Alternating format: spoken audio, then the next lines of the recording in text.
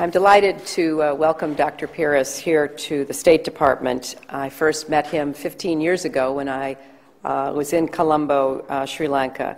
And it is a great pleasure to have the opportunity to discuss Sri Lanka's efforts to rebuild after more than 2 decades of violence and terrorist activity that have deprived the Sri Lankan people of the progress they deserve. Dr. Peiris is a capable, experienced public servant whose leadership is helping to move Sri Lanka toward renewal and reconciliation, and we hope to greater peace, prosperity, and security for the future. The United States has long been a friend of Sri Lanka. Our countries share a history of democratic institutions, and we have an active USAID program that has invested more than $1.9 billion in Sri Lanka since 1956 and is currently helping to create new opportunities for people who were displaced by the conflict. Since the LTTE terrorist group was defeated 1 year ago, USAID has rebuilt or repaired 7 schools and a hospital damaged by the conflict, launched public-private partnerships in northern and eastern Sri Lanka to create the equivalent of 5,000 full-time jobs in former conflict zones, supported work training for young people to spur economic development, and provided extensive aid and assistance to internally displaced people seeking to return home. The United States will continue to provide Sri Lanka with humanitarian and demining assistance to help heal the wounds of war and bring lasting peace and prosperity to the country. As part of this effort, the Minister and I discussed Sri Lanka's Reconciliation Commission.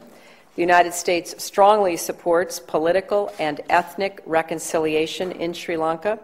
Such commissions of inquiry have played an important role in advancing accountability and redressing wrongs in other countries emerging from periods of internal strife.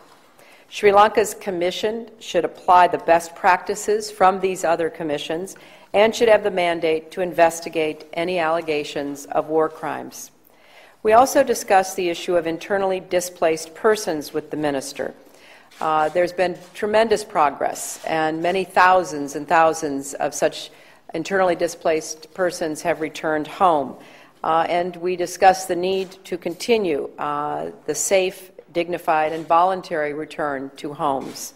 Sri Lanka has made progress, and we will continue to support efforts to safeguard the rights of IDPs and complete their relocation. After decades of LTTE rule in the North, the Sri Lankan government is committed to reestablishing democracy. I was very pleased by the briefing I received from the minister about the many steps that are being taken to return to democratic order.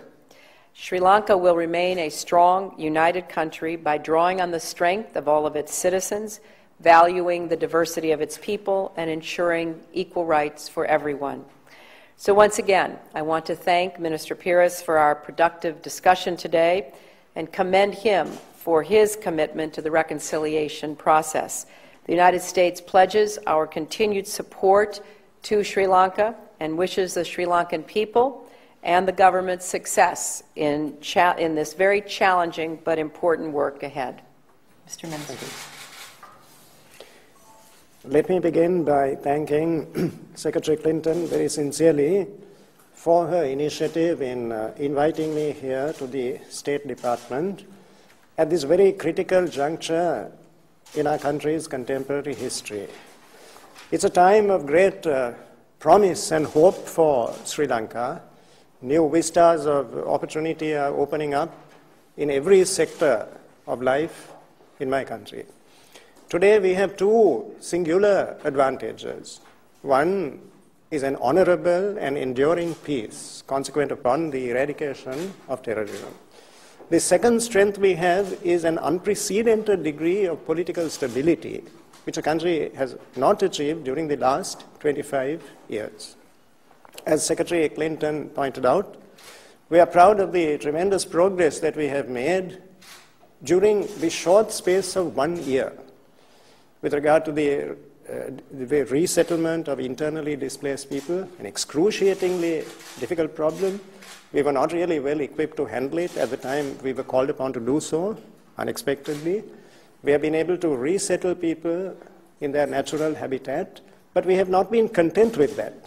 It is not a question of just resettling people physically, but we want to ensure a restoration of livelihoods so that they're able to live their lives with dignity without bitterness or rancor. That's very essential. The other challenge, of course, was the reactivation of the electoral process, which had been dormant for a long period because of the turbulence in that part of the country. And there is a need today for political space to be provided for the emergence of a legitimate democratic Tamil leadership, particularly at the local government level, because the LTT had destroyed the leaders of the Tamil community just as much as they had annihilated the leaders of other communities. One of our principal challenges in Sri Lanka is to revive, to strengthen institutions of democracy, now that the country is returning to normal.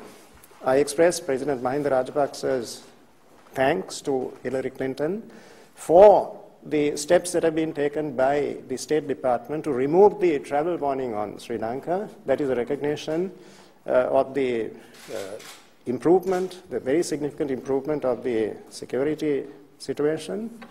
The government went to Parliament just 3 weeks ago to remove more than 70% of the emergency regulations under which the country had been governed for as long a period as almost 5 years.